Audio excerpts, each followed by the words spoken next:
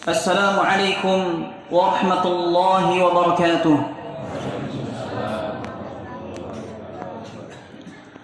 إن الحمد لله نحمده ونستعينه ونستغفره ونعوذ بالله من شرور أنفسنا وسيئات أعمالنا. من يهده الله فلا مضل له ومن يضلل فلا هادي له. أشهد أن لا إله إلا الله وحده لا شريك له وأشهد أن محمدا عبده ورسوله لا نبي بعده.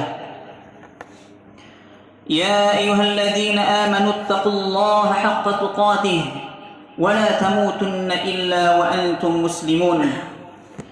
الله أكبر الله أكبر لا إله إلا الله والله أكبر الله أكبر ولله الحمد. Jamaah rahimani wa rahimakumullah. Jamaah yang senantiasa dirahmati dan diberkahi oleh Allah Subhanahu wa taala. Kita bersyukur kepada Allah Subhanahu wa taala atas segala nikmat yang telah Allah Subhanahu wa taala anugerahkan kepada kita sekalian, sehingga kita bisa menyempurnakan ibadah puasa pada bulan Ramadan. Dan hari ini kita bertemu dengan hari raya Idul Fitri yang semoga membawa berkah bagi kita semuanya. Salawat dan salam semoga tercurahkan kepada suri tauladan kita, Nabi akhir zaman, Nabi yang syariatnya telah sempurna, Nabi Muhammad sallallahu alaihi wasallam, juga kepada istri beliau Ummahatul Mukminin, dan juga kepada para sahabatnya radhiyallahu anhum ajma'in, juga kepada para pengikutnya hingga akhir zaman. Allahu akbar, Allahu akbar, la ilaha illallah, wallahu akbar walillahil hamd. Dengan gema takbir, tanda bahwa kita telah menyelesaikan puasa wajib di bulan Ramadan. Semoga amal-amal kita diterima, salat malam kita diterima, serta sedekah dan kebaikan kita yang lainnya di bulan Ramadan, dan kita harap bisa istiqamah setelah itu. Allahu akbar, la ilaha illallah, wallahu akbar walillahil hamd.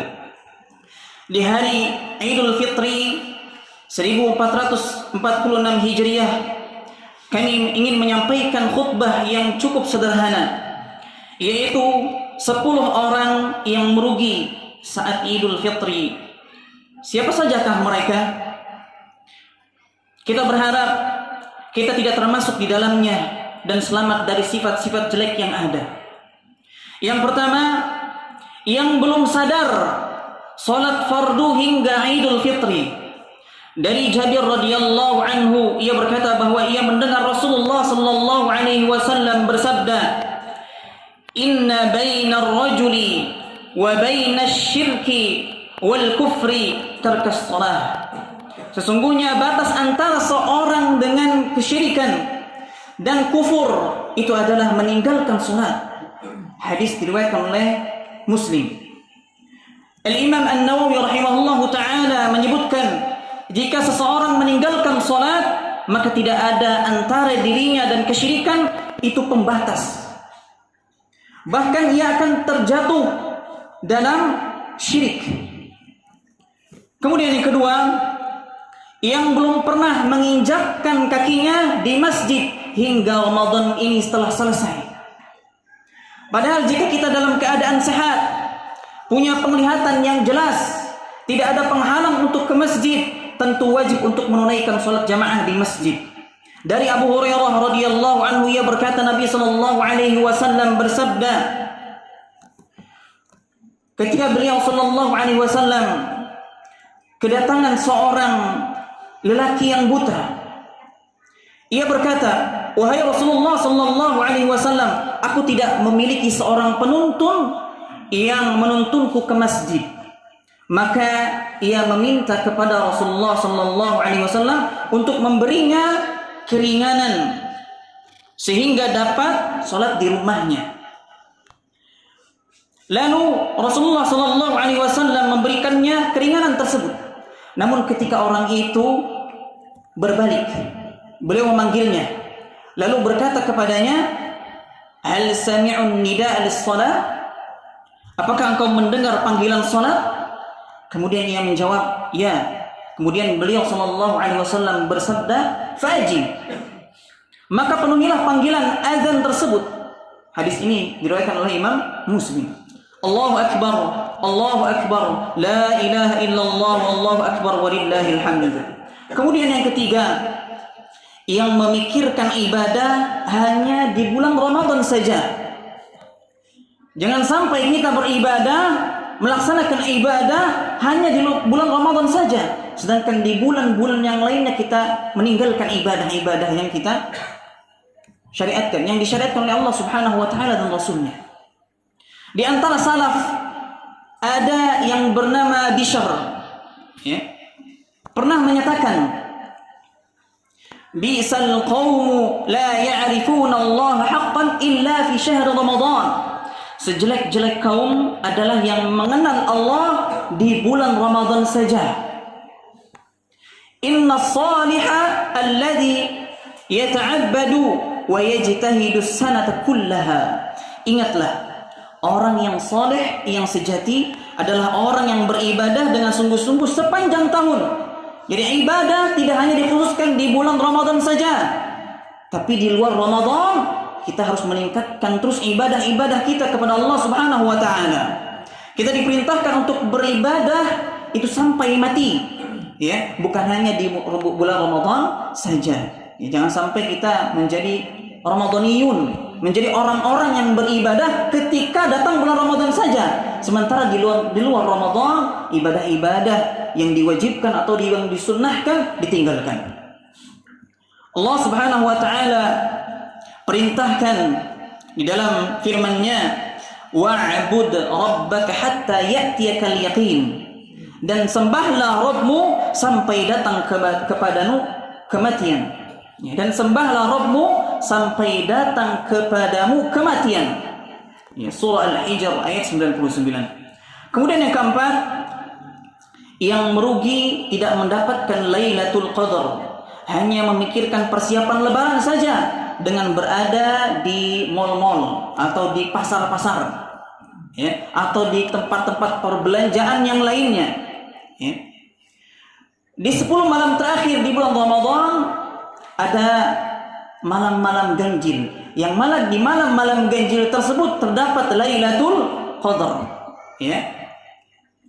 Di antaranya ada malam ke-27 Ramadan, ya. Misal di malam tersebut atau di malam-malam ganjil tersebut, ya, malah satu keluarga jalan-jalan ke mall di saat masjid-masjid itu penuh dengan orang-orang yang melaksanakan i'tikaf. Mereka yang di masjid sibuk mencari malam Lailatul Qadar, karena Lailatul Qadar di masa Nabi itu pernah jatuh pada tanggal 27 Ramadan. Apa kerugiannya? Ya. Dari Abu Hurairah radhiyallahu anhu dari Nabi sallallahu alaihi wasallam, beliau bersabda, "Man qama lailatal qadri imanan wa ihtisaban, ghufira lahu ma taqaddama min dhanbihi." Barang siapa yang melaksanakan salat pada malam Lailatul Qadar karena iman dan mengharapkan pahala dari Allah Subhanahu wa taala, maka dosa-dosanya yang telah lalu akan diampuni. Hadis ini diriwayatkan oleh Imam Bukhari. Dan dosa-dosa yang diampuni adalah dosa-dosa yang kecil, bukan dosa-dosa yang besar. Adapun dosa-dosa yang besar, kita harus bertobat kepada Allah Subhanahu wa taala, memohon ampunan kepada Allah Subhanahu wa taala atas dosa-dosa yang telah kita kerjakan. Keutamaan seperti ini juga rugi tidak ia akan dapatkan, ya. Allah Subhanahu wa taala berfirman, "Lailatul Qadri khairum min alfi syahr." Malam kemuliaan itu lebih baik dari malam 1000 bulan. Allahu akbar, Allahu akbar, la ilaha illallah, wallahu akbar walillahil hamd. Kemudian yang kelima, menuruti anak dalam perkara maksiat untuk memeriahkan Idul Fitri. Ada yang menuruti anak dalam hal kemaksiatan seperti misalnya memberikan atau memfasilitasi alat-alat musik, ya, petasan dan hal-hal yang mudarat serta haram lainnya. Dari sisi petasan ini untuk memeriahkan hari raya, di dalamnya tak akan ada manfaatnya sama sekali. Yang ada hanya suara bising, ya, yang mengganggu orang lain. Dalam ajaran Islam yang dituntunkan adalah sebagaimana disebutkan di dalam hadis Nabi Muhammad SAW, al-muslimu man salima al-muslimuna min lisanihi wa yadihi. Seorang muslim adalah seorang yang lisan dan tangannya tidak mengganggu orang yang lain. Ya, hadis ini diriwayatkan oleh Bukhari dan Muslim. Bermain petasan sama saja dengan membakar uang. Perbuatan ini termasuk tabdzir, menghambur-hamburkan harta, ya, untuk tujuan yang haram. Tabdzir itu termasuk mengikuti langkah setan sebagaimana disebutkan di dalam firman Allah Subhanahu wa taala, "Wala tubadzir tabdzira, innal mubadzirina kanu ikhwanas syayatin." Dan janganlah kamu menghambur-hamburkan hartamu secara boros. Sesungguhnya pemborosan-pemborosan itu adalah saudara-saudara setan. Ya. Surah Al-Isra ayat 26 sampai 27. Dan ini juga termasuk perkara tasyabbuh bil kuffar. Ya, jangan sampai kita termasuk golongan-golongan orang-orang yang kafir. Sebagaimana sabda Rasulullah sallallahu alaihi wasallam, "Man tashabbaha biqaumin fahuwa minhum." Barang siapa yang menyerupai suatu kaum, maka dia telah menyerupai kaum tersebut. Telah termasuk ke dalam golongan mereka. Ya. Jadi tinggalkan hal-hal demikian. Jangan ajarkan anak-anak kita, ya, bermain petasan, bermain kembang api, ya, demi merayakan hari raya Idul Fitri. Nah, ini perbuatan yang keliru. Ya. Kemudian yang keenam, sudah mampu dengan memenuhi syarat zakat namun pelit untuk berzakat. Ya, harusnya seorang muslim tidak takut hartanya berkurang, karena zakat dan sedekah itu dapat memberkahkan harta, dapat menumbuhkan harta yang kita miliki. Ya. Rasulullah sallallahu alaihi wasallam pernah menyemangati Bilal untuk bersedekah. Anfiq Bilal, berinfaklah wahai Bilal, wala takhsha min dzil arsy iqlalan. Janganlah takut hartamu itu berkurang, karena ada Allah Subhanahu wa taala yang memiliki arsy yang maha mencukupi. Jadi jangan takut ketika kita ingin menginfakkan harta kita di jalan Allah Subhanahu wa taala, yakinlah bahwa harta kita itu akan bermanfaat. Ya, harta kita yang kita infakkan, yang kita sumbangkan, itu akan berpahala di sisi Allah Subhanahu wa taala. Kemudian yang ketujuh, sibuk meminta maaf pada manusia namun tak peduli dosanya pada Ar-Razzaq yang maha memberikan rezeki, itu Allah Subhanahu wa taala. Banyak yang saat Idul Fitri meminta maaf kepada manusia, namun tak pernah ia meminta maaf kepada Allah Subhanahu wa taala, memohon ampun kepada Allah Subhanahu wa taala. Ia terus saja meninggalkan salat atau salatnya bolong-bolong, dan itu berlanjut hingga Ramadan selesai. Ya. Seterusnya seperti itu. Jangan sampai kita merugi nanti. Ya. Seharusnya kita segera bertobat kepada Allah Subhanahu wa taala. Ya. Karena dosa terkait hak Allah, ya, dosa yang terkait yang berhubungan dengan hak Allah, harusnya kita dahulukan untuk mendapatkan maaf dan ampunan dari Allah Subhanahu wa taala. Allah Subhanahu wa taala berfirman, "Walladzina idza fa'alu fahishatan aw dhalamu anfusahum dzakarullaha fastaghfiru lidzunubihim wa man yaghfiru dzunuba illa Allah wa lam yusirru 'ala ma fa'alu wa hum ya'lamun." Dan juga orang-orang yang apabila mengerjakan perbuatan keji atau menganiaya diri sendiri, mereka ingat akan Allah Subhanahu wa taala, lalu memohon ampun terhadap dosa-dosa yang mereka, dan siapa lagi yang dapat mengampuni dosa selain daripada Allah Subhanahu wa taala. Dan mereka tidak meneruskan perbuatan kejinya itu sedang mereka mengetahui. Surah Al-Imran ayat 135. Kemudian yang kedelapan, sudah sampai bulan Ramadan tak kunjung pula menikah atau menikahkan putrinya padahal sudah wajib untuk menikah. Ya. Hatim Al-Asam berkata, tergesa-gesalah, ya, ketergesa-gesaan biasa dikatakan dari setan, kecuali dalam 5 perkara. Di antaranya adalah menikahkan seorang gadis atau seorang putrinya, ya, jika sudah bertemu jodohnya. Ya, dari Abu Hurairah radhiyallahu anhu, ia berkata bahwasanya Rasulullah sallallahu alaihi wasallam bersabda, "Idza khataba ilaikum man tardawna dinahu wa khuluquhu, fazawwijuhu illa taf'alu takun fitnah fil ardi wa fasadun 'arid." Jika ada yang engkau ridhai agama dan akhlaknya datang untuk melamar, maka nikahkanlah dia. Ya, jika tidak, maka akan terjadi musibah di muka bumi dan mafsadah yang besar. Jangan sampai kita biarkan anak-anak kita pacaran, karena tidak ada pacaran di dalam Islam. Pacaran itu hukumnya haram karena mendekati dengan perbuatan zina. Kalau anak kita sudah siap menikah, ya, sudah waktunya untuk menikah, nikahkan. Jangan sampai ditunda-tunda, dan jangan sampai orang tua itu merasa tenang dengan anaknya dibawa pergi seorang laki-laki. Ya, jangan sampai seperti itu. Nikahkan. Ya, pacaran nanti setelah menikah. Tidak ada pacaran di dalam Islam, nggak ada. Kalau setelah menikah silakan pacaran, tapi jangan di depan umum. Ya. Kemudian yang ke-9, membahagiakan teman dengan maksiat, seperti mengajak mabuk-mabukan atau kemaksiatan-kemaksiatan yang lain yang diharamkan oleh Allah Subhanahu wa taala. Yang tepat adalah membahagiakan orang lain dengan mendukung dalam hal ibadah, atau minimal perkara mubah, bukan perkara yang haram atau perkara-perkara yang berbau kemaksiatan. Bagaimana caranya? Yaitu bisa dengan membantu urusannya, bisa dengan bersedekah untuknya, bisa dengan memberikan hadiah dan semacamnya.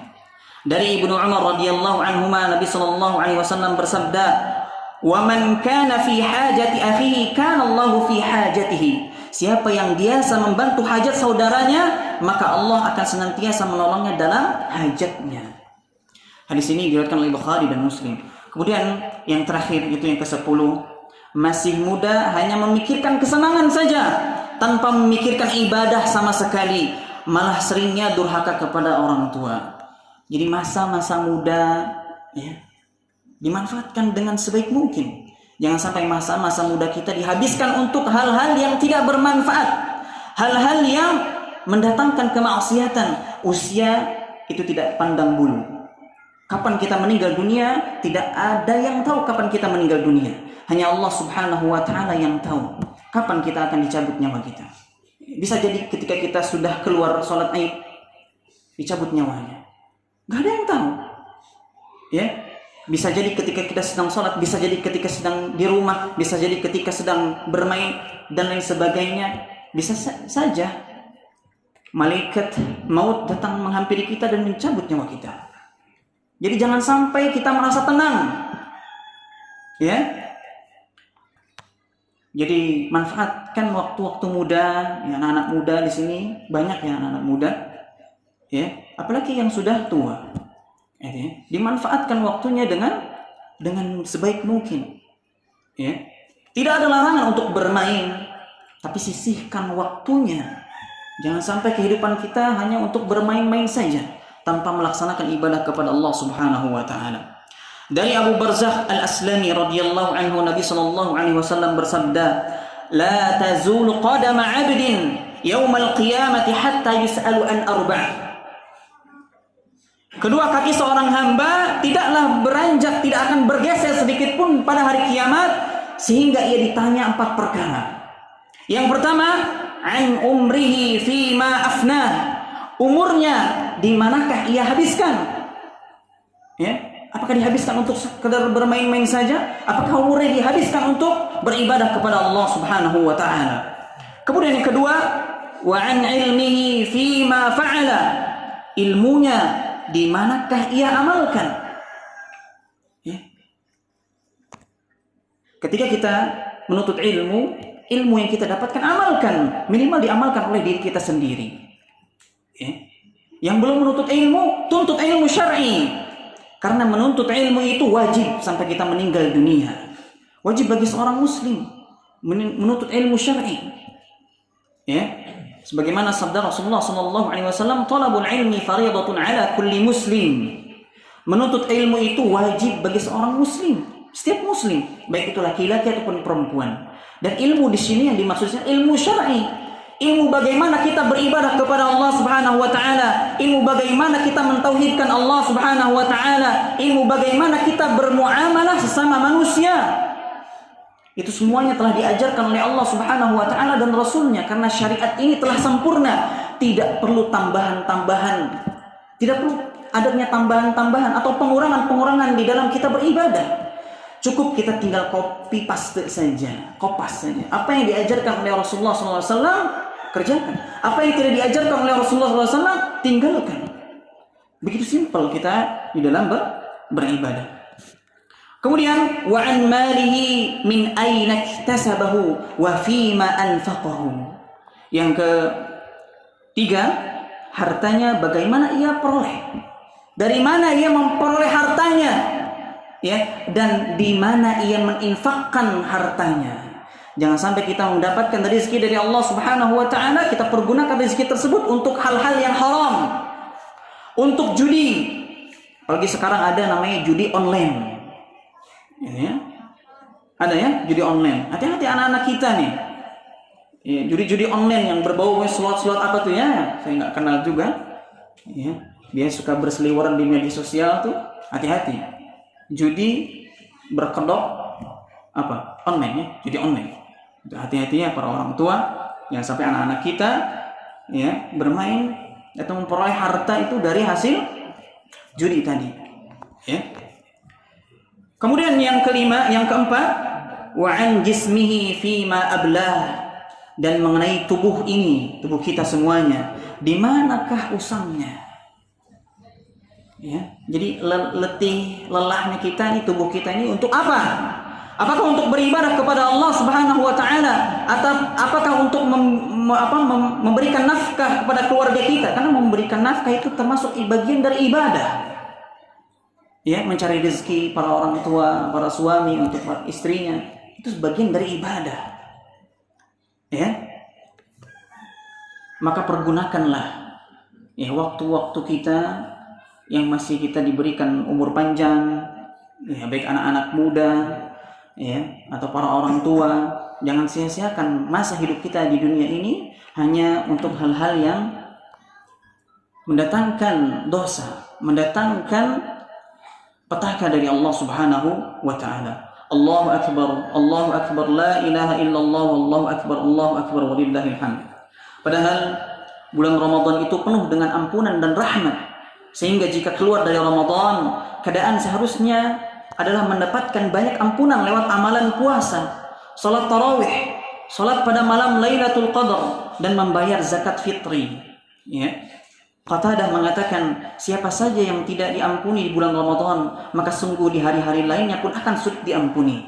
Ulama salaf mengatakan kepada sebagian saudaranya ketika melaksanakan sholat di tanah lapang, hari ini suatu kaum telah kembali dalam keadaan sebagaimana ibu mereka melahirkan mereka. Ya. Namun ini tidak bisa dipukul rata. Ya. Bagaimana mungkin seorang ketika di bulan Ramadan tidak pernah melaksanakan ibadah sama sekali? Ketika datang hari raya, dia seperti orang yang baru dilahirkan. Bagaimana mungkin? Sementara dosa masih bergelimangan. Dia tidak memohon ampun kepada Allah Subhanahu wa taala. Ya, mudah-mudahan kita setelah usainya Ramadan yang sekarang alhamdulillah telah selesai, ya mudah-mudahan kita termasuk orang-orang yang bertakwa, orang-orang yang bertakwa kepada Allah Subhanahu wa taala. Ya. Sebagaimana difirmankan di akhir ayat tentang Ramadan, ya ayyuhalladzina amanu kutiba alaikumusiyam kama kutiba 'alal ladzina min qablikum la'allakum tattaqun, agar kalian menjadi orang-orang yang bertakwa. Ya. Apa yang harus kita lakukan ba'da Ramadan atau setelah Ramadan? Yaitu berusaha istiqamah. Ya. Berdoa agar amalan kita diterima dan berharap agar bisa lagi berjumpa dengan Ramadan berikutnya. Tentu itu cita-cita kita. Ya. Sebagian ulama sampai-sampai mengatakan para salaf biasa memohon kepada Allah selama 6 bulan agar dapat berjumpa dengan bulan Ramadan. Kemudian 6 bulan sisanya mereka memohon kepada Allah Subhanahu wa taala agar amal mereka diterima oleh Allah Subhanahu wa taala. Allahu akbar, Allahu akbar, la ilaha illallah wallahu akbar, Allahu akbar walillahil hamd. Demikian khutbah yang dapat disampaikan. Semoga kita semua bisa istiqamah melaksanakan ibadah-ibadah yang telah kita pupuk di bulan suci Ramadan dan melanjutkan ibadah terus sampai datang maut menjemput kita. Amin amin ya rabbal alamin. Allahumma ighfir lil muslimin wal muslimat wal mu'minin wal mu'minat al ahya'i minhum wal amwat. Allahumma alif baina qulubina wa aslih dhata bainana واهدنا سبل السلام ونجنا من الظلمات إلى النور ونجنا الفواحش ما ظهر منها وما بطن وبارك لنا في أسماعنا وأبصارنا وقلوبنا وأزواجنا وذرياتنا وتب علينا إنك أنت التواب الرحيم واجعلنا شاكرين لنعمك مثنين بها عليك قابلين لها وأتممها علينا اللهم أحسن عاقبتنا في الأمور كلها وأجرنا من خزي الدنيا وعذاب الآخرة اللهم تقبل أعمالنا في رمضان اللهم تقبل أعمالنا في رمضان اللهم تقبل أعمالنا في رمضان ربنا آتنا في الدنيا حسنة وفي الآخرة حسنة وقنا عذاب النار تقبل الله منا ومنكم عيدكم مبارك وكل عام وأنتم بخير وصلى الله على نبينا محمد وعلى آله وصحبه ومن تبعهم بإحسان إلى يوم الدين وآخر دعوانا أن الحمد لله رب العالمين والسلام عليكم ورحمة الله وبركاته.